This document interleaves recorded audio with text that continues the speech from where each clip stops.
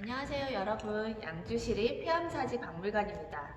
여러분과 함께 오늘은 겨울방학 집콕 탐구 생활을 진행해 보도록 할 텐데요. 요즘 코로나19로 인해서 밖에 활동이 자유롭지가 못하죠. 그래서 오늘 집에서 해암사지 박물관의 역사를 만나보는 시간 가져보도록 하겠습니다. 이번 시간은 슬기로운 온도생활 따뜻따뜻 해암사지 겨울나기 활동지 체험 시간입니다.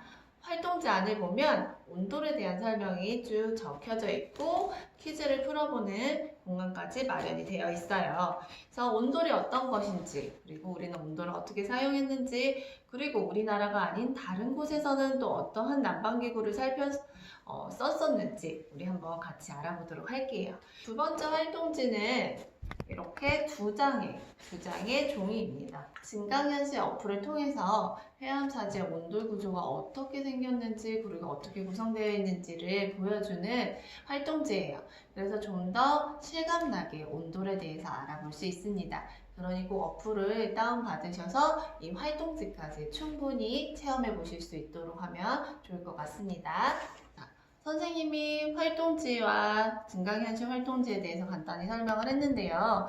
그래도 잘 모르겠다, 궁금증이 있을 경우는 안내 활동지까지 참고해서 어려움 없이 더 알차게 활동지 체험을 진행해 보도록 합시다.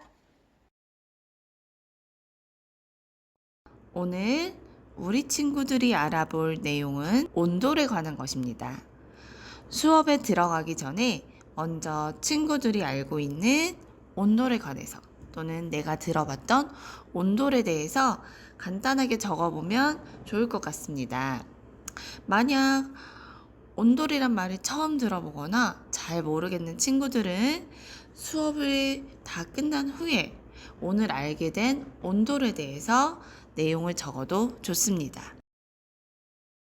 온돌에 대해서 적어 보았나요? 두 번째 페이지로 넘어가 보도록 하겠습니다. 옛날 사람들은 과연 어떻게 추위를 피할 수 있었는지 알아보도록 할까요? 온돌이란 방바닥에 돌을 깔고 아궁이에 불을 지펴 열기로 돌을 달구어 방을 데우는 한국 고유의 난방 방식입니다. 온돌은 쉽게 생각하면 지금의 보일러와 같다고 생각하면 됩니다. 지금 우리 집 방바닥을 만져보면 바닥이 따뜻하죠? 이렇게 방바닥을 따뜻하게 데워서 우리 집을 따뜻하게 해주는 난방시설을 바로 온돌이라고 합니다. 우리나라는 겨울이 무척 추워 옛날부터 난방시설이 발달하였습니다. 그렇기 때문에 우리나라의 난방시설의 역사는 매우 깊습니다. 지금으로부터 1500년 전 사람들의 온돌시설 모습을 우리는 고구려 벽화를 통해 알 수 있습니다. 고구려는 지금의 중국과 북한 지역에 위치한 나라로 많이 추운 지역이었기 때문에 난방시설이 매우 발달하였습니다. 첫 번째 사진은 붓두막이라는 것으로 붓두막은 불을 떼면 기둥에서 연기가 나와 빠져나가는 시설입니다. 온돌을 사용하기 위한 기본 시설이라고 생각하면 될 것 같습니다. 그리고 붓두막 옆에 있는 그림은 고구려 안악 3호분 벽화에 그려진 그림으로 고구려 집안의 부엌을 그린 그림입니다. 그림 속을 잘 살펴보면 붓두막과 비슷하게 생긴 부엌 시설이 있는데 우리 친구들이 한번 찾아보고 동그라미 표시를 해주시기 바랍니다. 자, 모두 찾아보았나요? 우리나라의 가장 최초의 온돌 시설은 이 그림 속에서 찾아볼 수 있습니다. 그러면 우리나라만 추웠던 게 아닐 텐데 다른 나라는 어떤 식으로 겨울을 났는지 살펴보도록 하겠습니다. 우리나라처럼 겨울이 추운 중국과 일본, 러시아도 난방시설이 예전부터 발달했습니다. 중국은 캉이라는 이름으로 불렸으며 방 전체를 데우는 것이 아니라 침대 정도 크기에만 따뜻해질 수 있도록 온돌 시설을 마련했고요. 일본은 이로리라는 이름을 가진 난방시설로 방 가운데 화덕시설을 마련해서 집안에 불을 피워 난방을 했습니다. 그럼 유럽은 어땠을까요? 대부분 유럽은 벽난로로 난방시설을 사용했는데 로마에 우리나라 온돌과 비슷한 난방기구가 있었습니다. 그 이름이 바로 하이포코스트라고 합니다. 하이포코스트는 일반 가정집에 있었던 시설은 아니고 공중 목욕탕을 따뜻하게 하는데 사용했던 시설입니다.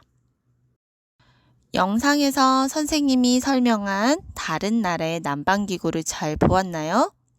그렇다면 아래의 난방 구조와 나라의 이름을 올바르게 연결해 주세요.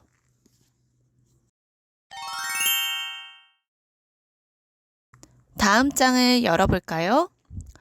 온돌은 불을 피워서 나는 열기로 그 돌을 데워서 방바닥을 따뜻하게 하는 것인데요.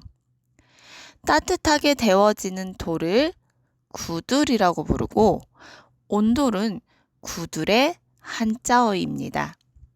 앞에 있는 온돌 구조를 한번 보고 선생님과 함께 빈칸을 채워볼까요? 먼저 첫 번째 칸은 아궁이입니다. 아궁이는 불을 피우는 곳으로 부뚜막을 형성하여 이곳에 솥을 두고 요리를 하는 곳이에요. 두 번째 칸은 부넘기입니다. 부넘기는 연기가 고래로 골고루 빨려 들어갈 수 있도록 하고 불이 넘어가는 곳이라고 해서 불고래라고 부르기도 합니다. 세 번째 칸은 고래입니다. 고래는 방바닥 밑으로 연기가 지나가는 통로를 말합니다. 마치 고래등처럼 생기지 않았나요? 고래처럼 생겼다고 해서 고래라는 이름을 붙였습니다.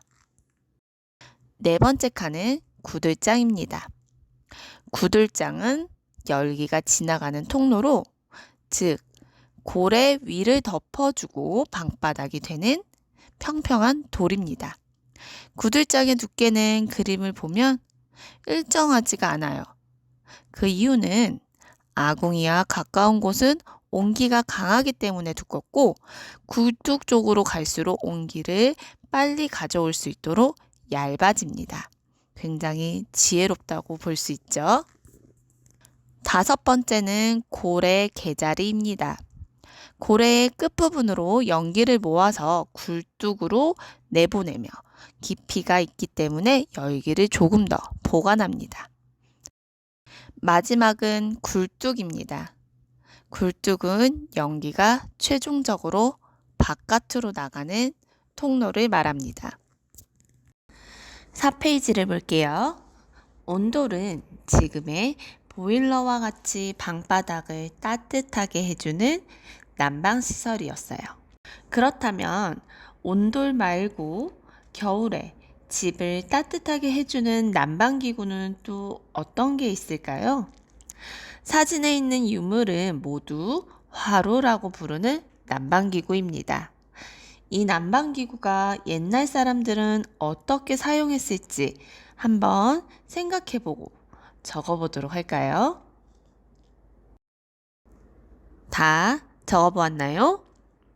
이 화로는 방 안에 두고 안에 숯을 이용해 불을 피워 방을 따뜻하게 만들어주는 기구입니다.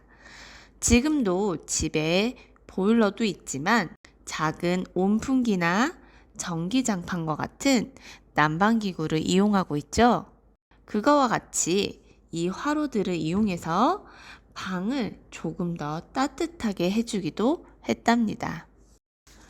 온돌과 화로 같은 난방시설이 등장하면서 우리 생활에는 많은 변화가 일어나게 됩니다. 과거와 지금 바뀐 생활에 대해 알아보도록 할까요? 지금 친구들은 집에 들어갈 때 신발을 벗고 들어가서 바닥에 앉는 좌식 생활을 하고 있습니다. 그렇지만 옛날 온돌이 있기 전의 사람들은 바닥이 차갑기 때문에 바닥에 앉지 않고 신발을 신고 침대나 의자에 앉아서 생활하는 입식 생활을 했어요. 온돌이 생겨나고부터 바닥이 따뜻해지기 시작했기 때문에 신발을 벗는 자식 생활이 시작된 것입니다. 그리고 또 다른 변화는 바로 나무에 관련된 이야기입니다. 아저씨 사진을 보면 지게에 나무 땔감을 가득 쥐고 있어요. 온돌을 위해 아궁이에 불을 뗄 때 나무 땔감이 많이 필요해서 사람들이 무분별하게 아무 곳에 있는 나무를 많이 베어버리게 되었어요. 그래서 나무를 너무 많이 베지 못하게 하기 위해서 산림감시원이라는 직업이 생겨났습니다. 지금도 산과 나무를 관리하는 관청이 있어요. 사진에 보이는 이런 수갑이나 배지가 산림감시원이 가지고 다녔던 것들입니다. 이렇게 설명을 잘 들었으면 아래 퀴즈를 풀 수 있을 거예요. 온돌이 많이 보급되어 조선시대에 바뀐 사회 모습 두 가지를 아래 사진을 보고 적어주세요.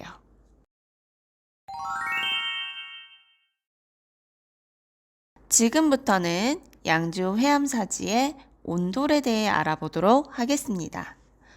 회암사지에는 우리나라 단일 유적 중 가장 많은 수의 온돌이 확인되었습니다.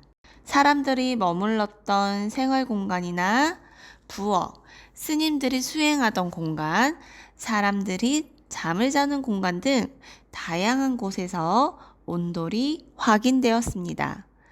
특히 온돌 구조 중 아궁이, 굴뚝, 구들, 고래뚝의 모습과 여러 가지 고래의 형태를 볼 수 있습니다. 그럼 지금부터 건물지의 아궁이와 굴뚝, 고래뚝을 한번 찾아볼까요? 아래의 사진은 부엌 공간의 도면과 현장 사진, 그리고 생활 공간이었던 지빈요의 도면과 현장 사진입니다. 영상 속 사진에 보면 아궁이는 파란색, 굴뚝은 분홍색, 고래뚝은 주황색으로 표시되어 있어요. 영상 속 사진을 잘 보면 아래에 있는 도면에 색연필이나 사인펜으로 아궁이와 굴뚝, 고래뚝을 찾아서 표시해 볼까요?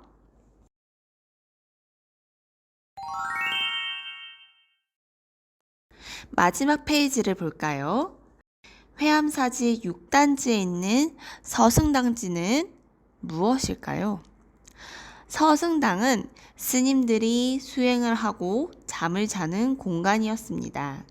이 서승당은 회암사지 온돌 중에서도 가장 중요한 장소인데요. 그 이유는 바로 서승당지의 온돌 구조가 매우 특이하기 때문입니다.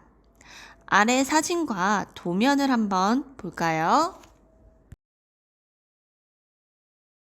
서승당지의 온돌은 마치 한글 자음, 티귿자처럼 생겼어요. 그 티귿자를 남북으로 마주보게 놓은 티귿자형 탁상 구조입니다. 그리고 또 하나 중요한 점은 일반 구들 위에 또 다른 구두를 한 번 더 올려놓은 이중 온돌 구조라고 볼 수 있습니다. 주황색 고래뚝이 두 줄로 되어 있는 것을 볼 수 있는데요. 어떠세요? 다른 온도들과 굉장히 다르게 생겼죠? 이렇게 특이하게 생긴 서승당지의 온돌은 증강현실을 통해서 한 번 더 살펴보도록 할까요? 미리 증강현실 체험을 위해 어플을 깔아 놓았나요? 설명에서도 적혀 있지만 증강현실 체험 어플은 일부 기기에서는 설치가 안 될 수 있습니다. 혹시나 증강현실 체험이 어려울 경우에는 유튜브에 체험 영상이 올라와 있으니 참고해 주시기 바랍니다. 증강현실 체험 어플을 켠 다음 아궁이 그림 마커를 비춰주세요.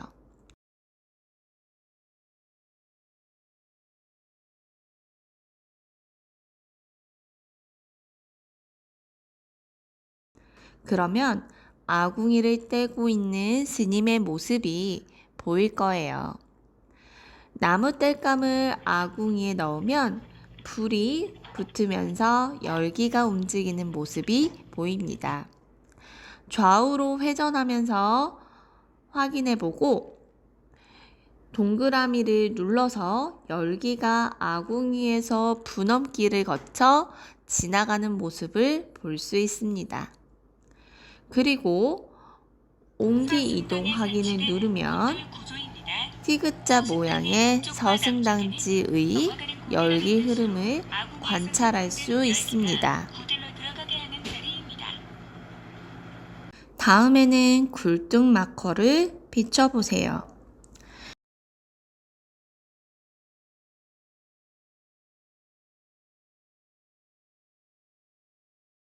분엄기를 통과해 고래를 지나고 있는 열기가 개자리에서 한번 머물렀다가 굴뚝으로 빠져나가는 열기의 흐름을 볼 수 있습니다. 마찬가지로 좌우 회전하면서 열기의 흐름을 확인해 보세요. 접혀 있는 활동지를 펴볼까요? 뒷장에 보면 회암사지 유구터가 그려져 있습니다. 회암사지에는 38개의 건물지에 47기의 온돌 유구가 분포하고 있습니다. 회암사지의 온돌 유형은 형태와 기능, 건물의 성격에 따라 4가지의 유형과 알 수 없는 한 가지의 유형으로 구분할 수 있습니다.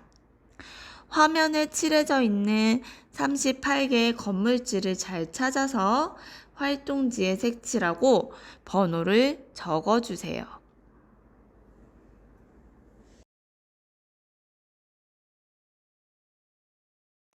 우리 친구들 선생님이랑 활동지 잘 풀어봤나요?